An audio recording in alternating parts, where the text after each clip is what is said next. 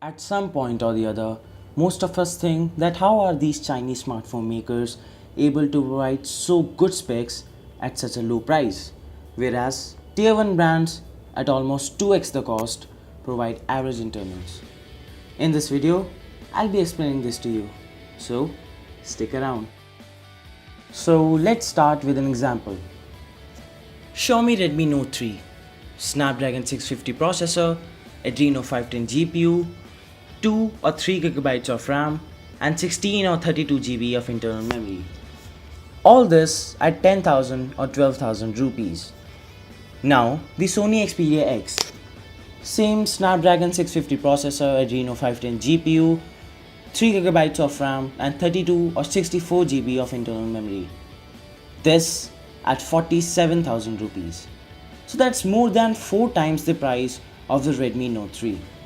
So it is clear from the example that tier 1 brands such as Apple, Samsung, LG, HTC, Sony, etc. do not provide you value for money. And Chinese brands such as Xiaomi, La Echo, OnePlus, to name a few, provide you high-end specs at a low price. So what compels these tier 1 brands to provide these phones at such a high cost? Let's find out. So first is R&D. R&D stands for research and development. Tier 1 brands take a look at the market to see what other brands have to offer in a specific price range. This is research. Then they make their own internals, such as Apple developed 3D Touch and Samsung developed Exynos chips. These brands spend millions of dollars and sometimes even billions of dollars in just development and research. So this therefore increases the cost put in a specific phone. Chinese smartphone makers, on the other hand, have almost no R&D costs. They take the parts available in the market, put them into their own designs and launch the phone. So for them, it is only the cost of the parts and design and nothing else. Second is marketing. So whenever a phone from a big brand is launched, you see its ads everywhere. On television, on paper, on hoardings, internet ads and whatnot.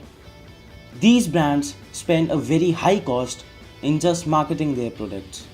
For example, Apple spent $1.2 billion just on the advertisements of the iPhone 6 and the 6 Plus in the year 2014.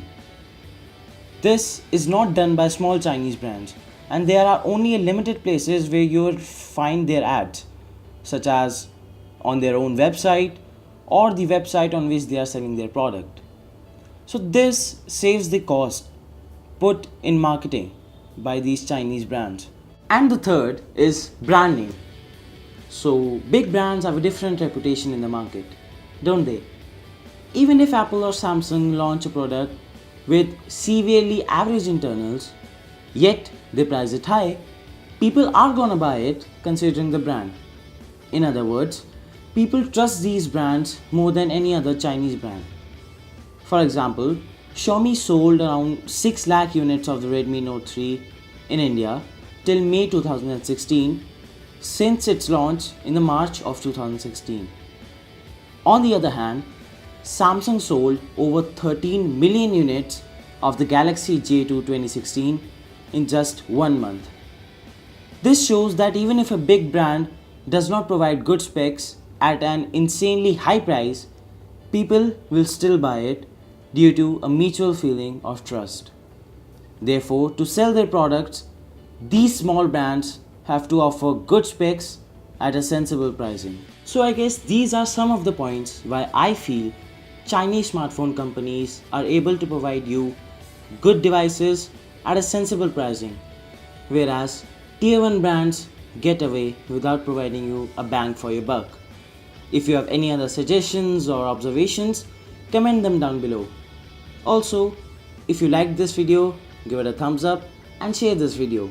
And please subscribe to the channel for more videos like this. This is Manas signing off, and I'll meet you in the next video. Thank you.